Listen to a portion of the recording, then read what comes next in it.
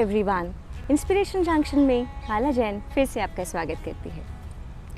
हम भारतीयों की बात करें तो हमारी लाइफ का सबसे बड़ा ओकेजन कौन सा होता है? शादी। शादी एक ऐसा अवसर है जिसमें परिवार सब कुछ झोंक देता है उस शादी को धूमधाम से मनाने के लिए। वैसे भी Indian weddings world wide famous है, चाहे वो किसी भी लेवल की हों। ऐसे ही आज एक शादी का किस्सा आपको सुनाने आई हूँ जिसमें छिपी हुई है एक बहुत गहरी बात। एक शादी में विदाई का समय चल रहा था। दुल्हन का नाम था नेहा। वह अपनी माँ से मिलने के बाद अपने पापा से लिपट कर रो रही थी और कुछ देर के बाद अपनी छोटी बहन के साथ खड़ी हो सजी धजी गाड़ी का इंतज़ार कर रही थी अपने ससुराल जाने का। उसके पास ही उसके पति अविनाश और उनके कुछ दोस्त खड़े थे। नेहा के कान में उसके पति और उसके दोस्तों की कुछ बात पड़ती है। उनके दोस्त अविनाश से कहते हैं, यार अविनाश, घर पहुंचते ही एक अच्छे होटल में खाना खाने चलेंगे। तेरे ससुराल में तो खाना खाने में मज़ा ही नहीं आया। इसकी बात को बढ़ाते हुए अविनाश का छोटा भाई कहता है कि बिल्कुल सही कह रहे हो, पनीर की सब्ज़ी तो बिल्कुल ही बेस्वाद थी और रसमलाई में तो रस ही नहीं था। यह बात सुन तीनों खिलखिलाकर हंस पड़ते हैं और अविनाश खुद कहाँ पीछे रहने वाला था। कहता है, सही कह रहे हो यारों, खाने में तो मुझे भी मज़ा नहीं आया, रोटियां ही ठंडी थी।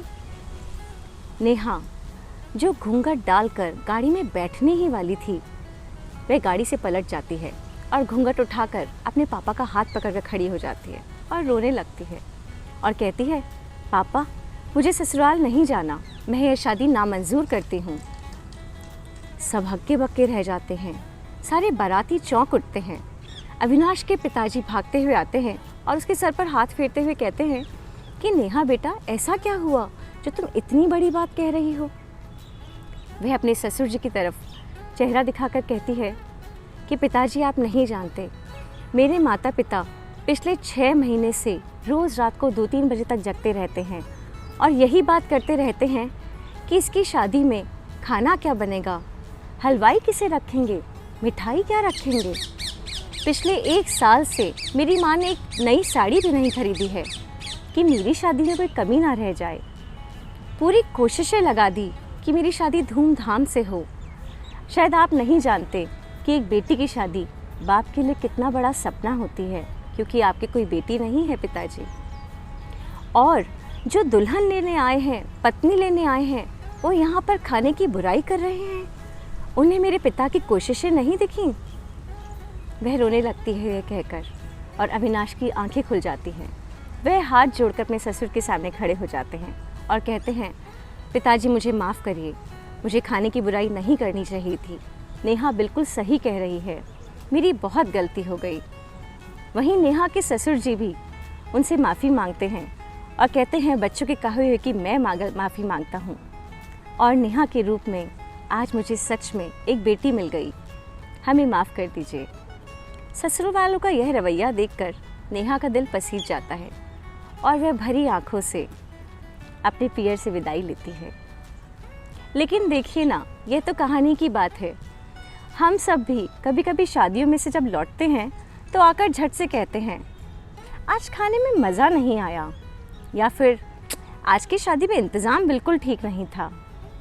कभी यह सोचते हैं कि किसी ने कितने अरमानों से खाना बनवाया होगा, या फिर अगर हम यह बात अपने ऊपर लेकर देखें तो फील कर पाएंगे कि कैसा लगेगा। देखिए, मैंने कहीं पढ़ा था कि कभी भी शादी के खाने की बुराई नहीं करनी चाहिए, क्योंकि किसी लड़की के पिता ने अपनी ज़िंदगी भर की कमाई उसमें डाली हुई होती है। और वैसे भी अच्छा कहने में या किसी की तारीफ़ करने में हम 100 बार सोचते हैं। इनफैक्ट कुछ लोगों से तो तारीफ़ मुंह से निकलती ही नहीं। तो बुरा कहने से पहले 1000 बार सोचना चाहिए। और अब कभी आगे ऐसी बात मुंह पर आए तो मैं रियली में आशा करती हूँ कि इस कहानी को ज़रूर याद करिएगा, तो मैं यह समझूंगी कि मेरी एक कोशिश सफल हुई। कैसा लगा आपको ये कहानी का किस्सा और मेरी बात? मुझे ज़रूर से बताइएगा कमेंट बॉक्स में, मुझे इंतज़ार रहेगा। तब तक अपना ध्यान रखिए। Take care, bye bye.